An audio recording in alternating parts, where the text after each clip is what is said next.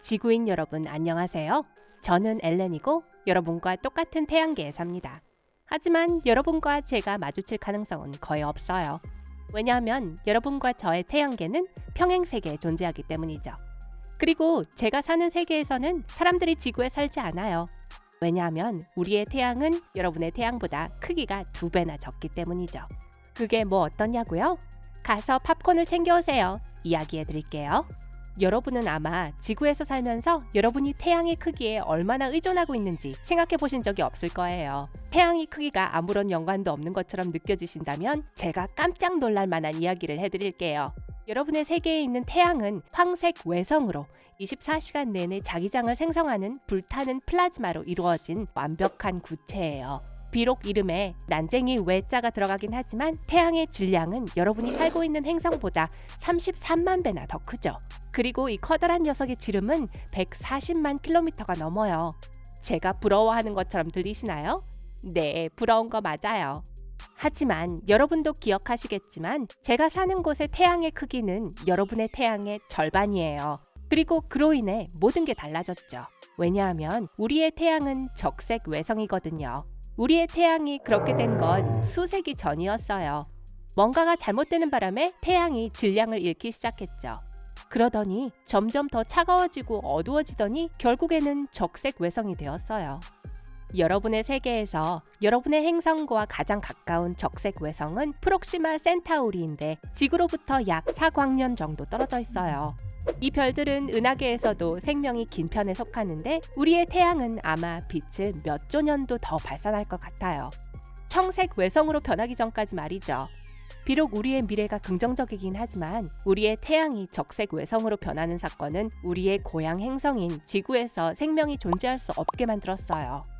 적색 외성은 황색 외성보다 훨씬 더 차갑거든요.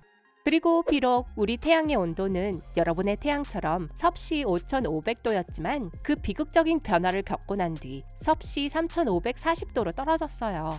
그래서 우리 태양 주변의 서식 가능 지역, 즉 행성 표면에 액체의 물이 존재할 수 있는 지역 또한 급격하게 줄어들었죠. 안타깝게도 그렇게 지구는 태양의 서식 가능 지역에서 벗어나게 되었어요. 당연하지만 사람들은 변화를 바로 느끼지 못했어요. 지구의 전반적인 기후는 점점 추워지기 시작했고 천문학자들의 예측은 더욱 암울해지기 시작했죠. 처음에는 남극과 북극에 너무 가깝게 사는 것이 불가능해지기 시작했어요. 다들 적도와 가까운 쪽으로 이주하기 시작했죠. 사람들이 특수 동물원과 온실을 통해 동식물들을 구하려고 노력했지만 동식물들은 멸종할 위기에 처하기 시작했어요. 그리고 얼마 지나지 않아 지구의 절반이 얼음으로 된 사막으로 변했어요. 사람들에게는 음식과 자원 문제가 생기기 시작했어요. 지구의 평균 온도는 영하 28도로 떨어졌어요. 공장들은 새로운 빙하기 동안 사람들이 생존할 수 있도록 따뜻한 옷과 전기 장비를 생산하는데 최선을 다했어요. 지구의 주민들은 이러한 상태를 어떻게든 원래로 되돌리고 싶어 했지만 상황은 점점 더 나빠졌습니다. 하루하루가 지날수록 지구는 점점 더 어두워졌어요. 태양빛이 약해지자 식물들은 빛을 에너지로 바꿀 만큼 충분한 빛을 확보하지 못하게 됐어요. 식물들은 시들기 시작했고 식물을 먹이로 삼는 동물들은 먹이를 찾지 못해 지구에서 사라졌죠. 지구는 공포감과 두려움으로 뒤덮였어요. 게다가 이 과정은 태양의 크기가 감소하면서 더 빨라지기 시작했어요. 별의 크기와 중력은 직접적인 연관이 있어요. 그리고 태양의 크기가 작아지고 있었기 때문에 우리의 행성에 대한 태양의 중력 또한 점점 약해졌어요. 그리고 오래 지나지 않아 지구의 궤도는 넓어졌어요. 지구는 태양으로부터 더 멀어지면서 햇빛을 더 적게 받게 되었고 계속해서 차갑게 식어갔어요. 우리의 행성과 거주민들은 조금 더 투쟁해봤지만 어떻게 될지는 뻔했죠. 결국 우리의 아름다운 지구는 두꺼운 얼음층으로 덮인 생명이 없는 바위덩이로 변했어요. 여러분이 지금 무슨 생각을 하고 계시는지 알 것 같아요. 우리 행성이 살 수 없는 곳이 되었는데도 어떻게 제가 지금 여러분과 이야기할 수 있냐고요? 당연한 이야기지만 그건 사람들이 이제는 지구에서 살지 않기 때문이에요. 태양이 적색 외성으로 변하면서 우리가 알고 있던 태양계는 사라졌어요. 기억하시겠지만 별의 중력은 별의 크기와 함께 줄어들었어요. 그래서 천왕성, 토성, 해왕성, 목성처럼 태양과 멀리 떨어져 있는 거대 가스 행성들이 멀어져 버렸죠. 혹시 지금 그게 그렇게 큰일인가? 라고 생각하셨나요? 그럼 제가 설명을 해드릴게요. 토성, 그리고 특히 목성은 지구를 포함하는 작은 행성들을 소행성으로부터 보호하는 역할을 했었어요. 이 행성들이 태양계를 떠나기 전까지만 해도 이 거대 가스 행성들은 커다란 해성들을 열심히 중력장으로 낚아채서 작은 조각으로 찢어버리곤 했죠. 과학자들에 따르면 이 거대 가스 행성들은 다양한 우주 물체에 지구보다 8,000배 더 자주 부딪혔다고 해요. 게다가 거대 가스 행성들은 몰래 빠져나간 작은 우주 물체들이 태양계에서 더 빨리 배출되도록 만들었었어요. 하지만 이러한 보호장치가 없어지자 우주의 파편들이 실제 위험으로 다가왔어요. 거기다가 몇몇 우주 물체들이 어마어마한 크기의 구름을 형성해서 태양 쪽으로 가까이 움직이기 시작했어요. 이 구름들은 여러분의 세계에는 아직 존재하는 오르트 구름처럼 생겼는데 이 구름들이 태양계의 중심과 우리가 지금 살고 있는 곳에 훨씬 더 가까이 다가왔어요. 이 구름들은 사라지는 데에 아주 오랜 시간이 걸리며 우리의 새로운 집을 향해 파편을 보내는 경향이 있어요. 그리고 요즘 인간들이 사는 행성은 바로 수성이에요. 네, 저도 알아요. 여러분의 세계에서 수성은 그다지 여러분을 환영하는 곳이 아니라는 걸요. 수성은 태양과 가장 가깝고 태양계에서 가장 작은 행성이에요.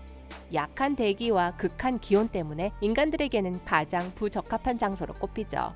만약 우리의 태양이 적색 외성으로 변하지 않고 지구가 살 수 없는 곳으로 변하지 않았더라면 우리도 수성은 우리의 새로운 고향으로 생각조차 하지 않았을 거예요. 얼음으로 뒤덮인 이 행성의 극지방은 영구적인 어둠 속에 있어요. 이 지역은 믿을 수 없을 정도로 춥죠. 그리고 적도 부근에서는 낮 기온이 섭씨 430도까지 오르기도 해요. 하지만 해가 지고 나면 기온은 거의 바로 영하 180도로 떨어지죠. 앞서 말한 극한 기온이란 건 이런 걸 말했던 거예요. 수성의 1년은 지구일로 88일이에요. 그리고 수성의 하루는 59 지구일이죠. 하지만 그건 여러분의 세계에서 거대하고 뜨거운 별에 의해 따뜻해진 수성을 기준으로 한 거예요. 우리의 세계에서 수성은 인간이 얼어붙지 않고 생활할 수 있는 유일한 행성이었어요. 가까스로 서식 가능 지역으로 분류됐죠.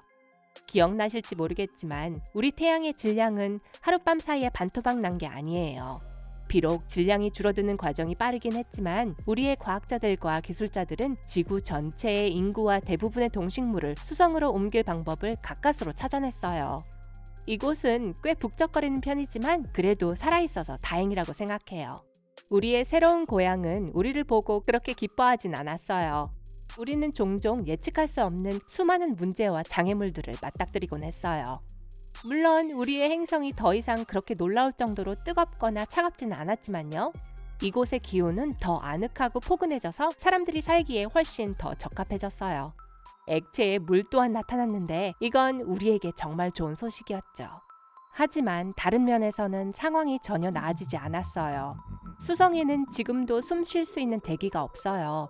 그래서 밖에서는 제 강아지와 여유롭게 산책을 즐길 수도 없죠. 우리는 안전한 돔으로 뒤덮인 마을에 살고 특별한 옷을 입어야만 밖으로 나갈 수 있어요. 그 옷은 우주 비행사 옷처럼 생겼고 무게도 비슷해요. 그리고 밖에 바람이 많이 불면 마을 밖으로 나갈 수 없어요. 그런데도 꼭 나가야 할 일이 있으면 너무 멀리 가지도 않고 우주복의 특수 밧줄을 꼭 맨 상태로만 나가요. 이 모든 것은 우리의 새로운 행성의 중력이 예전보다 2배 이상 약하기 때문이에요. 신중하지 않으면 멀리 대기권으로 날아가 버릴 수도 있어요. 그나저나 대기에 대해서 이야기를 좀 해볼게요.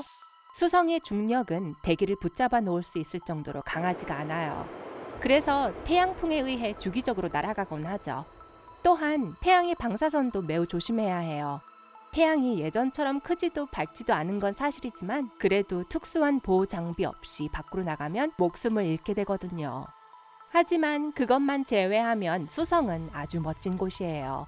수성은 태양계에서 분화구가 가장 많은 행성이에요. 수많은 해성과 소행성과 충돌하면서 이렇게 됐죠. 수성에서 가장 큰 분화구는 칼로리스 분지인데 지름이 거의 1600km나 돼요. 아주 멋진 구경거리죠. 또한 수성에는 철로 된 수성의 핵이 식고 수축하면서 생겨난 주름도 있어요. 이러한 주름은 페인 비탈이라고 부르는데 이 비탈의 길이는 보통 수백 킬로미터이고 높이는 거의 1.6km 정도 돼요. 정말 멋지죠? 오늘 새로운 걸 배웠다면 이 영상에 좋아요를 눌러주시고요. 친구와도 공유해주세요. 여기 여러분이 좋아할 만한 멋진 영상도 준비해봤어요. 왼쪽 또는 오른쪽 영상을 클릭하시고 즐기시면 돼요. 삶의 밝은 면에 머무르세요.